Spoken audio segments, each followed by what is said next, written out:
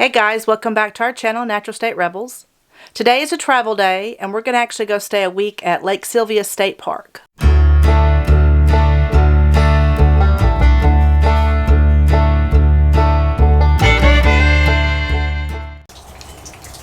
trying to put the slide in so we could leave, and I don't know if you can see that, but there's ice up there on top of the slide. It's a slide topper, but we've got ice up there. And so Shane has gotten up on the roof. He's going to try to, I guess, push it off.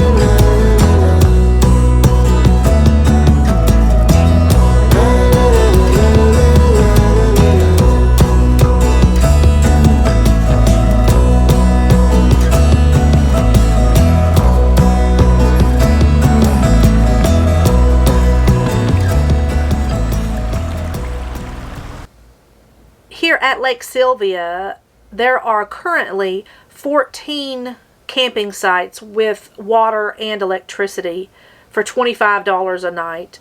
There are 8 primitive sites which are for tent camping specifically, and they are $15 a site. They also have 2 group tent sites that are $35, and they have 7 cabins with bathrooms that are currently $35 a night. These are all first come, first serve in the campground. You do actually have to call to reserve the cabins. And the cabins are not available for rent at the moment because they're renovating them. My brother and I are actually contracted with the state park system to clean the outside of the cabins because, they're almost 100 years old. So we're, freshening them up and getting all the mildew and stuff like that and moss that's growing on them. So we're cleaning those up as we speak, actually. We're currently in the middle of that project right now. When we stayed at the park, we were both a little under the weather, so we didn't really get to do a lot of stuff that we wanted to do. But that's not going to affect our rating for the campground because it was a really nice campground. There were a lot of pros for this campground. I think I would probably give it a 7 in rating. Yeah, 7 out of 10. Yeah, 7 out of 10. And they're going to, I know for sure because I've been working with the state park, so I get a little bit of insider information on it, but over the next, I think they said 5 years, they have a lot of plans for future upgrades. They're going to upgrade some different things at the campsites. They're going to probably try to add a better cell signal for internet connection out there and things like that. And currently they are working on redoing the swimming area, so they're rebuilding that right now. So they're working on the beach area. The beach of the lake, yeah. And they're going to also fix up the dock. The swimming dock, the diving dock, or whatever you want to call that. It's just a big concrete platform out there. But they're redoing all of that as we speak. So in the next 3, 4, 5 years, it's going to really be a nice place. It's already nice enough, but some of the pros that we like about it, what would you say? Well, it was very, very clean. The park was very well kept. The park rangers would circle around every so often, so the security was good too, and they kept the place very clean. Some other pros that I thought were at least not the primitive campsites, but at least for the RV campsites where we stayed, I think the majority of all of the campsites had a fire pit, a picnic table, and a grill, which I thought were really good. And they had little places to hang your garbage Trash. up. And they also had garbage receptacles like dumpsters that you could put your garbage in too, which is really good because a lot of places don't have that. So, and for full timers like us, that's a necessity. You need a place to dump your garbage. You don't have to be running around everywhere trying to find a place to. Oh, where can I put my garbage? So I thought that was really good. And in Arkansas, really the only animals you have to worry about getting into your trash is black bears. Raccoons too. And raccoons. I mean, those are harmless, but as far as animals that could be dangerous is black bears. Yeah. So, I mean, there's obviously other animals, raccoons and stuff that will get into your trash, but they have the raccoon-proof or whatever you call them and bear-proof trash cans. Now, of course, I wouldn't want to leave my trash hanging up at my campsite on the little hook all night long. But that's why they have those there to keep the bears and the raccoons out of them. Yeah. So I thought those were really that was a good touch for the park, and also. Something else I thought was really good was there's a lot of space between campsites, which is sometimes you go to these RV parks, there's no space between you and your neighbor. Yeah, you have no privacy whatsoever. Like you can barely walk between, And as you've seen in this between footage, the campground or the trailers. And as you've seen in the footage, there's lots of trees out there.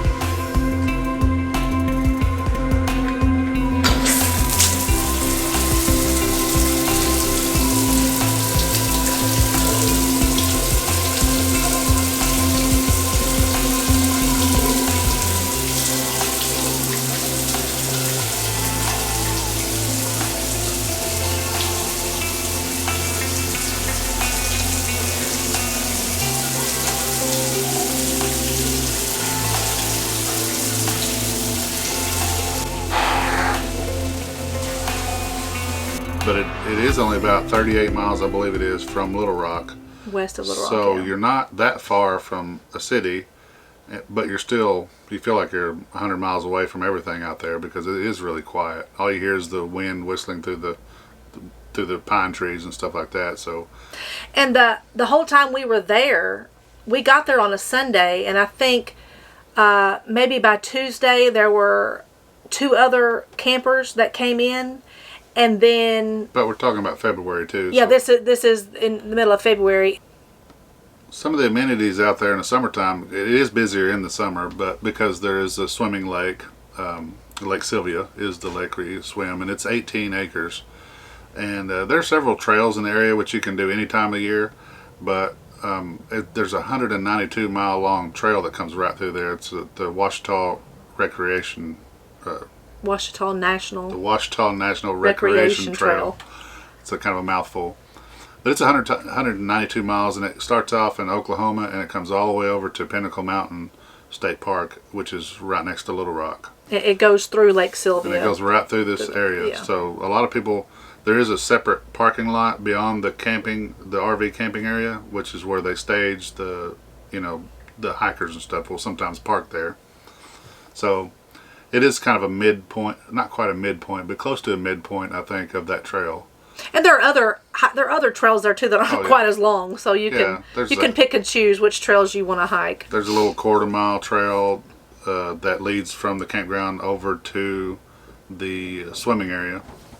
It's only a 0.2 mile. It's not even a 1/4 mile.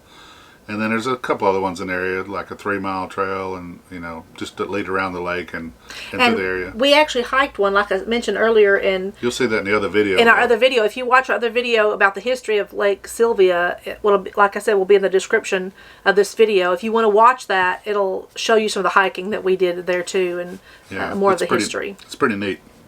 It kind of puts off the Camp Crystal Lake vibe to me, like on Friday the 13th. It's not really creepy, but it's really pretty, but it kind of has that feel to it. It's a smaller lake, and it's in the middle of the forest, and Yeah. And, but it's you have to watch that video. It's pretty funny. I put some references to that movie in the video. But there are some cons too that we want to discuss about this state park. And by the way, I don't know if we mentioned it yet. It is the newest state park for Arkansas. Yeah, in Arkansas. It actually, I think, became a state park in July of 2021. So it is our newest, and it may be the smallest. It's not a huge park, but it's still nice. I would still give it a 7 out of 10. Would you? What would you rate it? Yeah, I'd do 7 out of 10. 7 out of 10. But the plans that they have for the future, I think it'll probably get up to 8, 9 out of 10, maybe 10 out of 10. Maybe we'll see in the future. But well, those are all the pros. All the things we do like about the state park. But there are some cons, and the reason why we gave it a 7 out of 10 and not a 10 out of 10. And one of the cons is there is no Wi-Fi, but I'm not sure if there's any Wi-Fi at any state park, really. I don't really know. This is our first state park we've stayed at. And of course, they just became a state park recently. Yeah, and campgrounds, like privately owned campgrounds, they a lot of times will have Wi-Fi that they offer as a service. I'm not sure if state parks do or not, but it'd be nice if they did, because of the cell signals out there is pretty low, if any. You're lucky to get one bar if you're very lucky on Verizon. Yeah, we have Verizon, and in the campground itself, we had no cell service whatsoever. Yeah, at the campground. Now, like I say, if you go across over to the visitor center across the other side of the lake, at the historic Girl Scout camp portion where the cabins are and the visitor center / lodge kind of a area, that's higher up on a hill, and they do have a cell booster up there on that building. They just put it in recently. So up there, you do get good Verizon signal and good AT&T from someone else that I know that was there that had AT&T. So across the other side of the lake, you do get cell signal. But when you're camping in the camping area, if you don't have a cell phone booster of some kind or an antenna or something with Verizon, you're probably not going to have usable internet at all. And some people don't care about those things, but if you live full time in an RV like we do, and you work from home a lot of times, you do. That is important. It's a necessity. So that was one reason why I knocked a few points off, was because there was no Wi-Fi. But it may be a pro to them. Well, that's true. They may love that. That's true. But for us personally, that was something that I took off. But even though we had no cell service, we have a Wi-Fi booster, so we were able to. We're able to pull in we got usable internet. We had up to like 7 megabytes a second download speeds, which is usable enough to stream videos and to work from home. Yeah. But one big one for me, one big con I would say, a negative, is that there's no 50 amp service. Yeah. Out there at the park. And if you have a Class A like we do, 50 amp, it's nice to have. You don't have to have it. You can operate on 30 amp. We did.